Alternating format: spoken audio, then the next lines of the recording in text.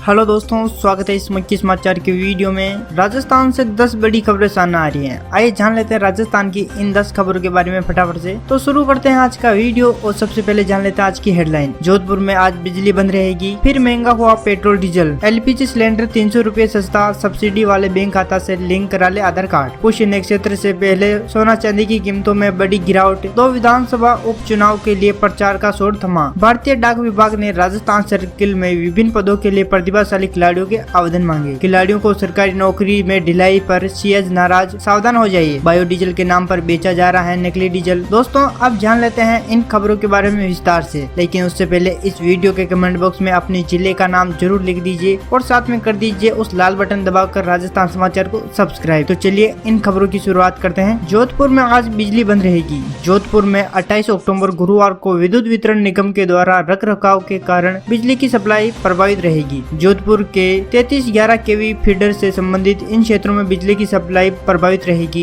Ganesh hotel, नादेड़ी Saran नगर, रमजान जी का हत्ता, लक्ष्मण नगर, Digadi, army area, Khokhariya, Mahadev नगर, विष्णु नगर, बनाड़ा क्षेत्र की विद्युत आपूर्ति रख रखाव के कारण सुबह 8 बजे से 11 बजे तक बिजली आपूर्ति बंद रहेगी। चलिए अगली खबर के बारे में जानकारी ले लेते हैं। फिर महंगा हुआ पेट्रोल डीजल। उदयपुर सहित पूरे राजस्थान में पेट्रोल डीजल की कीमतों में लगातार बढ़ोतरी देखने को मिल रही है। बुधवार को भी पेट्रोल डीजल के दामों में बढ़े हैं। पिछले एक महीने में डीजल और पेट्रोल के दाम लगातार बढ़े हैं। बुधवार को पेट्रोल 116 रुपये प्रति लीटर और डीजल 107 रुपये प्रति लीटर पर पहुंच गया। बुधवार को उदयपुर में पेट्रोल 36 पैसे बढ़कर 116.60 रुपये प्रति लीटर हो गया है। वहीं डीजल भी 38 पैसे बढ़कर 107.77 लीटर हो गया है। चलिए अगली खबर के बारे में जानकारी ले लेते हैं। LPG सिलेंडर पड़ेगा 300 रुपये सस्ता, सब्सिडी वाले बैंक खाता से लिंक करा ले आधार कार्ड। हाल फिलहाल में ये देखने को मिला कि सिलेंडर की सब्सिडी महज 10-20 रुपए की रह गई है, लेकिन अब सरकार ने सब्सिडी राशि में इजाफा कर दिया है। घरेलू गैस सिलेंडर पर सब्सिडी 153.86 रुपए से बढ़कर 291.50 रुपए हो गई है। अगर आपने उज्ज्वला योजना के तहत कनेक्शन लिया है तो आपको 312.50 रुपए तक की सब्सिडी मिल सकती है, जो पहले 174.86 रुपए होती थी। अगर आप गैस सिलेंडर पर सब्सिडी लेना चाहते हो तो आपकी सब्सिडी वाले खाते को आधार कार्ड से लिंक कराना होगा। ऐसा कराने पर खाते में करीब 300 रुपए की सब्सिडी आ जाएगी। चलिए अगली खबर के बारे में जानकारी ले लेते हैं। पुष्य नक्षत्र से पहले सोने चांदी की कीमतों में बड़ी गिरावट। देश भर में गुरुवार को पुष्य नक्षत्र का पर्व मनाया जाएगा। भारतीय परंपराओं के अनुसार ये ऐसा समय है जब सोना खरीदना शुभ माना जाता है, लेकिन त्योहारी सीजन शुरू होने के साथ ही सोने चांदी की कीमतों में हर दिन बदलाव हो रहा है। जयपुर सरबराह कमेटी की ओर से जारी भावों के अनुसार बुधवार को जयपुर में सोना जहाँ 550 रुपए सस्ता हुआ, जबकि चांदी की कीमत में 1150 रुपए की गिरावट देखने को मिली है। इसके बाद जयपुर में 10 ग्राम 24 कैरेट सोने की कीमत बढ़कर 49,300 रुपए पर आ गई, जबकि 22 कैरेट प्रति 10 ग्राम सोने की कीमत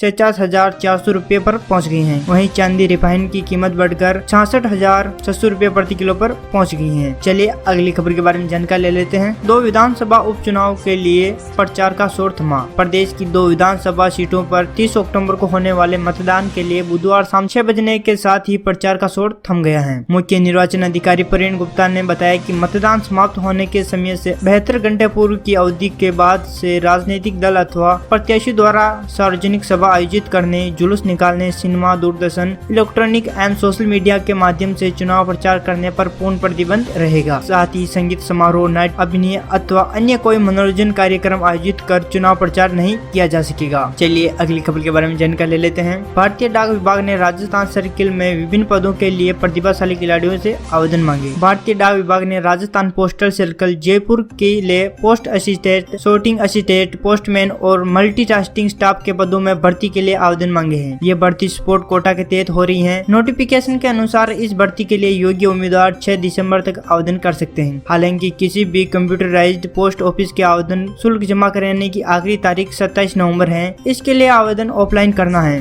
इस भर्ती के तहत कुल 22 रिक्त पदों को भरा जाएगा। इसमें 9 पद पोस्टल असिस्टेंट के लिए हैं और 8 पद पोस्टमैन और 5 पद MTS के लिए हैं। आवेदक की उम्र कम से कम 18 वर्ष और अधिकतम 27 वर्ष होनी चाहिए। राजस्थान में पोस्टल सर्कल में पोस्टल sorting असिस्टेंट पद पर नियुक्ति होने के बाद 25,500 से 81,100 रुपए प्रति माह तक सैलरी मिलेगी। वहीं पोस्टमैन पद पर सैलरी 21,700 से 69,100 रुपए प्रति माह लेवल 3 तक मिलेगी, जबकि MTS के पद पर चयनित होने के बाद प्रति माह 18,000 से 56,900 रुपए प्रति माह लेवल 1 से सैलरी मिलेगी। इन पदों के लिए आवश्यक योग्यताएं क्या है मैं आपको जानकारी दे देता हूँ। MTS के लिए उम्मीदवार का कम से कम 10वीं पास होना जरूरी है, साथ ही स्थानीय भाषा की जानकारी होनी चाहिए। इसके अलावा कम से कम 10वीं तक हिंदी पढ़ा होना चाहिए। पोस्टमैन पद के उम्मीदवार के लिए कम से कम 12वीं पास होना चाहिए, साथ ही हिंदी 10वीं तक पढ़ा होना चाहिए। स्थानीय भाषा की जानकारी जरूरी है। उम्मीदवार के पास बेसिक कंप्यूटर कोर्स के सर्टिफिकेट होना चाहिए। वहीं असिस्टेंट असिस्टेंट के लिए उम्मीदवार का 12वीं पास होना चाहिए। चलिए दोस्तों अगली खबर के बारे में जानकारी ले लेते हैं। खिलाड़ियों को सरकारी नौकरी में ढिलाई पर CS नाराज। प्रदेश में नेशनल स्तर पर पदक जीतने वाले खिलाड़ियों को सरकारी नौकरी देने में विभाग अब भी लापरवाही बरत रहे हैं। उत्कर्ष खिलाड़ियों को सरकारी विभाग में नौकरी देने में सरकारी आदेशों की अनदेखी के मामले सामने आए हैं। पदक विजेता खिलाड़ियों को सीधी भर्ती में 2% आरक्षण देने का 2019 से नियम है, लेकिन अब भी इसका पालन नहीं हो रहा है। मुख्य सचिव निरंजन आर्य ने खुद माना है कि खिलाड़ियों को सरकारी नौकरी देने में विभाग लापरवाही बरत रहे हैं। मुख्य सचिव ने इस पर नाराजगी जताई। मुख्य सचिव ने सर्कुलर जारी कर नेशनल स्तर पर खिलाड़ियों को सरकारी नौकरी देने में नियमों की कड़ाई से पालना करने को कहा है। राजस्थान लोक सेवा आयोग ने क्षेत्राधिकार से बाहर के पदों पर सीधी भर्ती में कुल खाली पदों को 2% आरक्षण उत्कृष्ट खिलाड़ियों के लिए देने का प्रावधान है। 21 नवंबर 2019 को जारी की गई इस अधिसूचना के मुताबिक